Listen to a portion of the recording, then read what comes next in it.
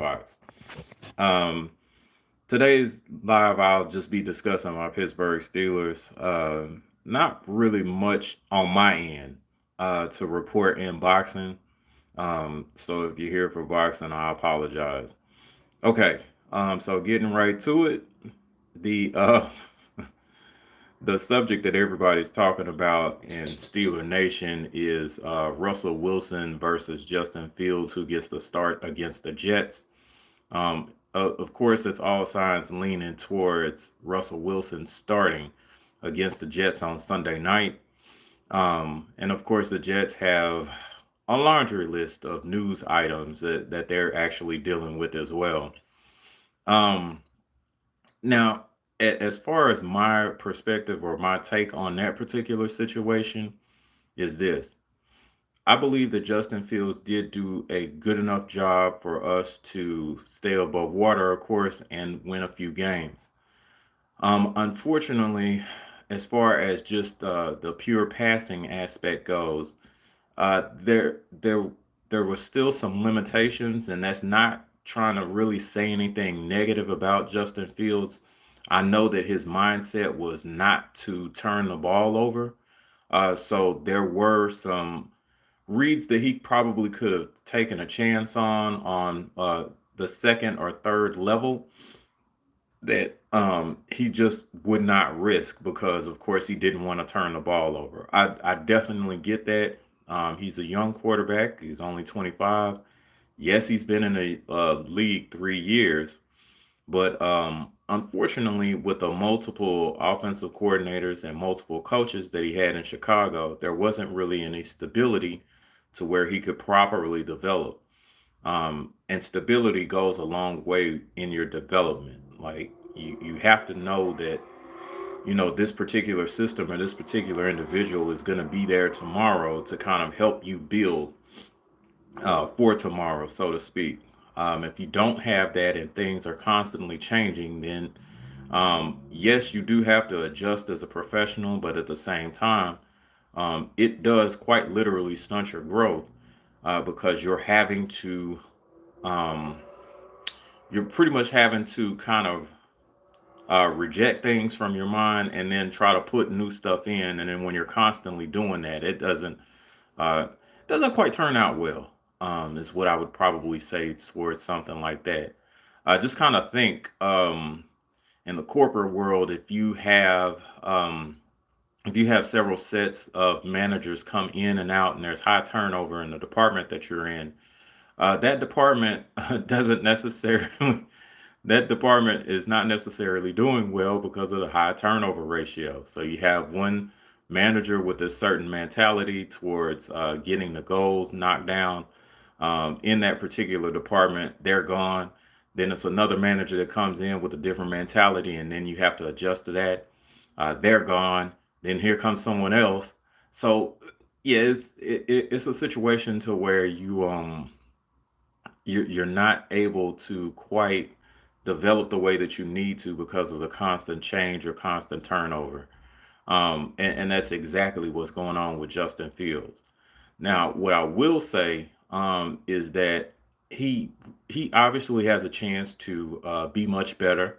I think that he will actually be re-signed to the Pittsburgh Steelers, and I think that we can build with him. Okay, I think with Russ, I think that this is an opportunity for Russ to pretty much advance his career. I think that if he actually does well against the Jets, he'll be able to he'll be able to build off of that momentum, play against the Giants, hopefully do well against them.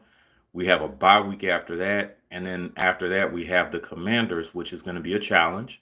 If he does well with that, then of course, he is going to wind up being the starting quarterback, barring any injury throughout the season, and then into the playoffs.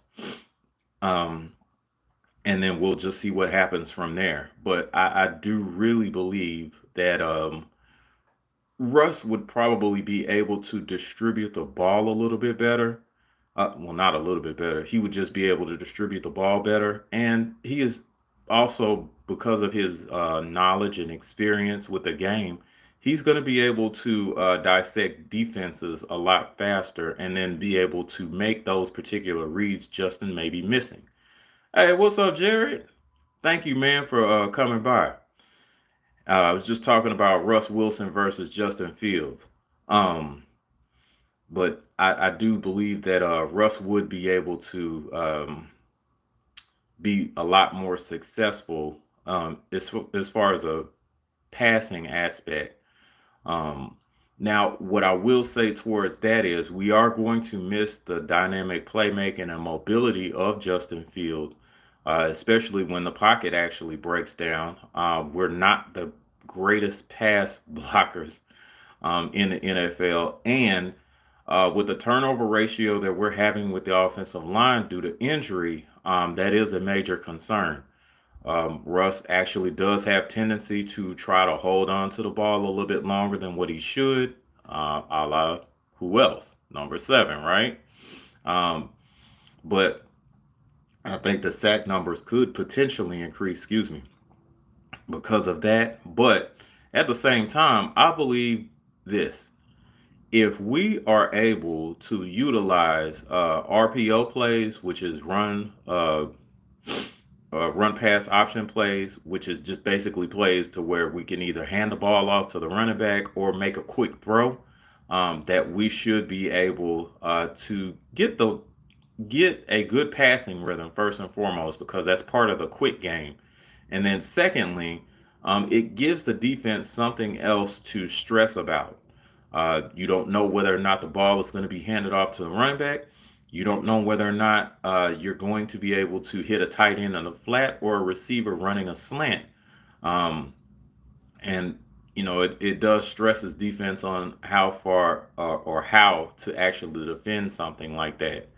Now, yes, I'm sure with the exposure of run pass option plays, the defenses, especially good ones, are able to adjust pretty well. But at the same time, if the ball is coming out of the quarterback's hand quickly, it is frustrating for him. I can tell you that. Um, so I think utilizing the run pass option plays would probably be paramount as far as Russ coming in.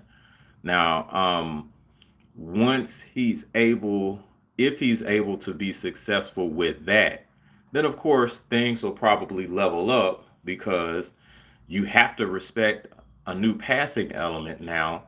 You also have to respect the run. If you're not too careful, he could run the ball. Excuse me, the running back could actually just slip underneath and take the ball and then get some good yardage. I think with Jaylen Warren coming back, we could definitely utilize him in those types of plays. Najee as well. Najee just had a great game against the Las Vegas Raiders, so I definitely would not want to count him out or discount him in the running game.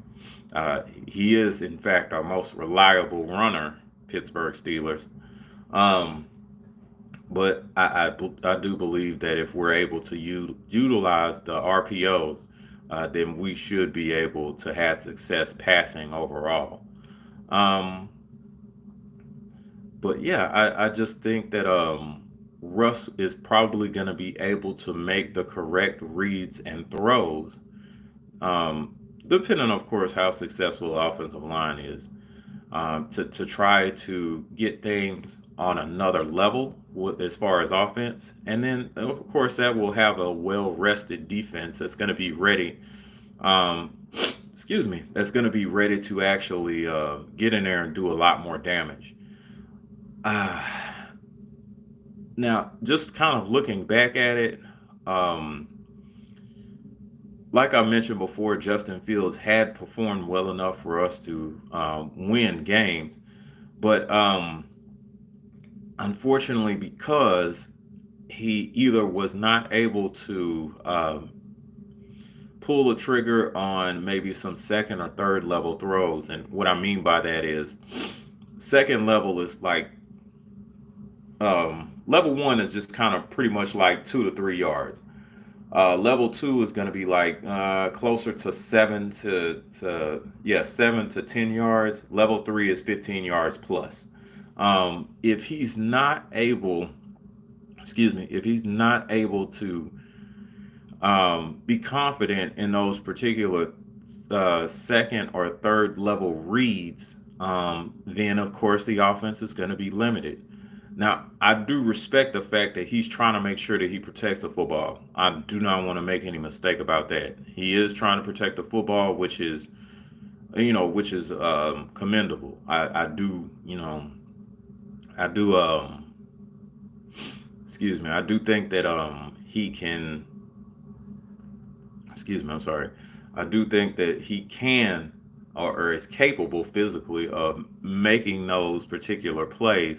It's just that he's not quite there as far as the confidence level needed to just go ahead and quickly pull a trigger. With with the game, especially the NFL, you have to be able to make decisions almost without thinking, because the game goes that fast. So I think that with the time that he would probably have to sit back and just kind of learn to see what Russ is actually doing, he can build from that. And then I think that we will re-sign Justin Fields for next year, and I think that he'll probably wind up being the unquestioned starter. I do think that, and I'm being very optimistic. This could totally be a different situation, but I do believe that Russ is going to have a good amount of success from here on out. Um, and I think that he'll probably be re signed with maybe another team that can offer a lot more money, which of course would leave us with Justin Fields, and then we can definitely build with Fields. I think that we'll I think that he'll do well with us, as far as his career as a Steeler. Um, and it also helps bring another dimension as far as the quarterback being able to run and then cause damage that way. So yeah, I think that yes, Russ will probably start for the rest of the season in the best case scenario, but I think ultimately we keep Fields, we resign him, and then we have him lead us for the next yeah, probably 3 years. So I think that he'll be okay. Um, Now as far as what's going on with the Jets, of course, there has been a lot of turnover as far as coaching, and it appears to be that there's probably going to be some turnover as far as receiver. I think that Mike Williams, after this week, is probably going to be traded or cut. I don't know, and I don't think anyone else knows what the Jets are going to do in regards to that, and that is because Devontae Adams is now a New York Jet. I do expect him to play on Sunday. But what I would probably look at, even though Devontae Adams is potentially a Hall of Famer, um, along with his quarterback Aaron Rodgers, I think the main person that we are going to have to make sure we keep a lid on is Brees Hall. All right. Brees Hall is extremely dangerous, both running and receiving. I think that he would probably be more dangerous for our defense. I think that he would be a lot more dangerous coming out of the backfield or coming into motion as a receiver and then catching the ball and in open space and wreaking complete havoc. We have to make sure that if Brees Hall is able to receive a handoff, if he's able to receive a swing pass, that we quickly either fill the gaps and runs, and then we gang tackle. We must gang tackle Brees Hall. Or if he actually catches the ball in a soft spot in one of our zones, that he is able to quickly be tackled, like right there at the catch. If this man catches the ball in open space, or if he finds a hole in a running game, it is going to potentially be a very bad situation for us. Okay, and when I say us, of course, I'm referring to my Pittsburgh Steelers. Um, if we are able to, and what I would say is, if we're able to effectively run blitz, and we should, of course, with that, I think the early downs, which is going to be first and second, if we're able to pretty much um, contain the the outside zones, or sometimes there may be like power plays that they actually run on occasion. They don't run them a whole lot. If we're able to actually stop that, especially like the zone reads that, not zone reads, I'm sorry. If we're able to stop maybe the outside zone plays, or sometimes inside zone plays with Brees Hall, then we stand a pretty good chance of making sure that the game is at least manageable offensive wise. As crazy as it sounds, I would rather have a 40-year-old Aaron Rodgers dropping back 30 to 40 times rather than him drop back maybe 20 to 25 times, but Brees Hall is actually successful running the ball.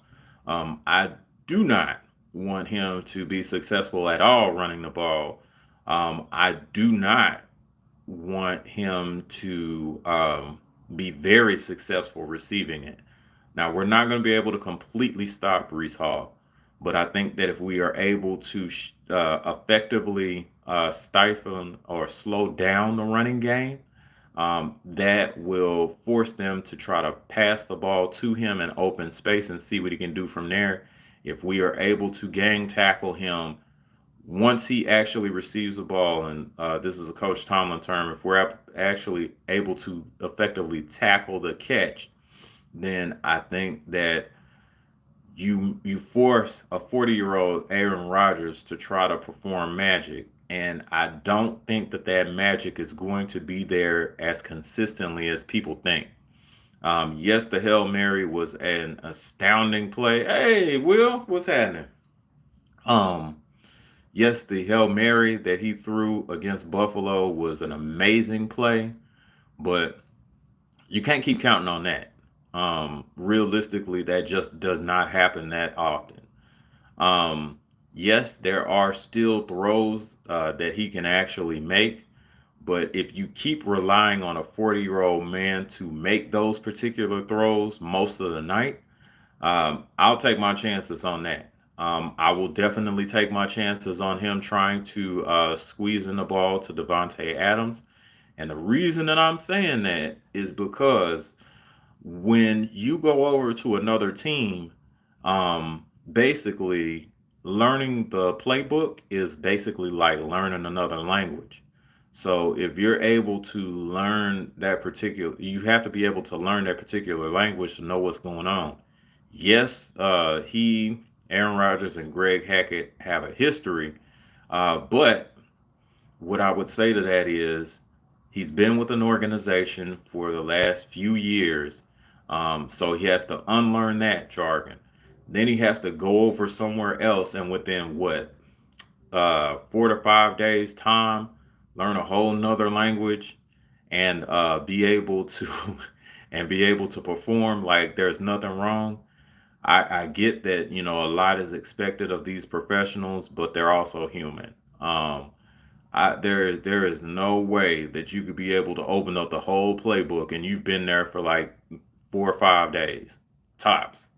I don't think that that's realistic, and I do think that if you are forcing a 40-year-old Aaron Rodgers, who's not as mobile as he once was, to keep passing the ball, something bad is probably going to happen, and I hope that it's a turnover. I really do. I actually like Aaron Rodgers most of the time, but of course, obviously not this week. And I did not like him during Super Bowl 45 either. So, um, Yeah, I definitely hope that there are a few sacks involved. I hope that there is a strip sack involved. Having said that, I really do think that if we are able to send maybe an extra rusher to attack that particular offensive line, then I think that we'll probably be, for the most part, successful as far as just kind of hurries or quarterback hits. I don't expect a whole lot of sacks. I think that we could probably get 2 sacks, just kind of based off of what's going on, and then we get Alex Highsmith back, which is going to be a huge boost in our pass rushing. But again, um, I'm not allowing the situation with the offensive line, who's not played all that great, fool us. We had a situation last week with the Raiders offensive line that wasn't very good, and we only got 1 sack. So now I'm thinking that if we're able to at least get 2 sacks, but a lot of hurries, and just a few maybe quarterback contacts or hits, then that should be sufficient enough to just kind of disrupt the passing game the way that we would like it. Um, but yeah, I think that if we're able to do that and just kind of utilize the secondary that we actually have that has done a fantastic job so far, shout out to shout out to Dante Jackson. Um, then I think that I like that matchup a lot better than us having to look at the back of Brees Hall's jersey.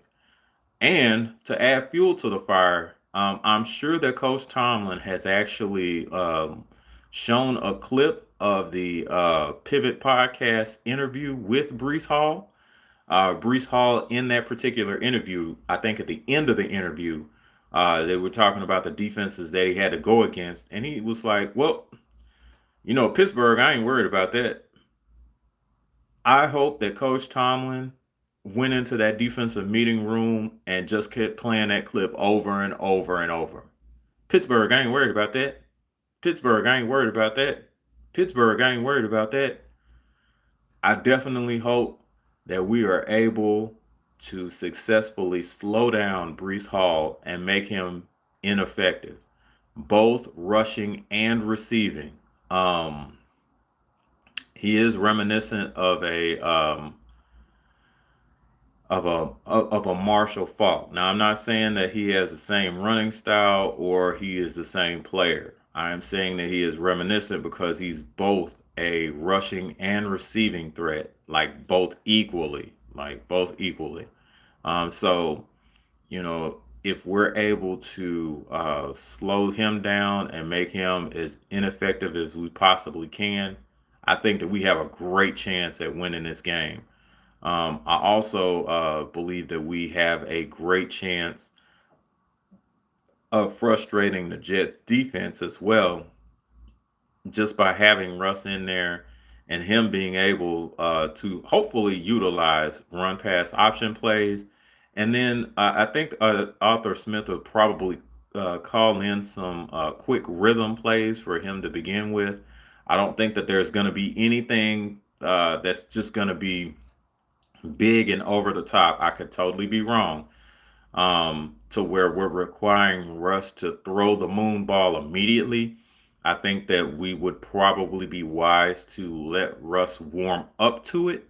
And then, yes, maybe in the second or third quarter, he's able to just go ahead and do a deep play action and then just try to see what magic happens after that. But I really do believe that we'll try to make sure that we get the ball out of Russ's hands very quickly and that we're able to make plays based off of that. Hey, Tay Tay, thank you so much for stopping by, sweetie. Um, but yeah, I think that that should be the offensive game plan. But we'll wait and see.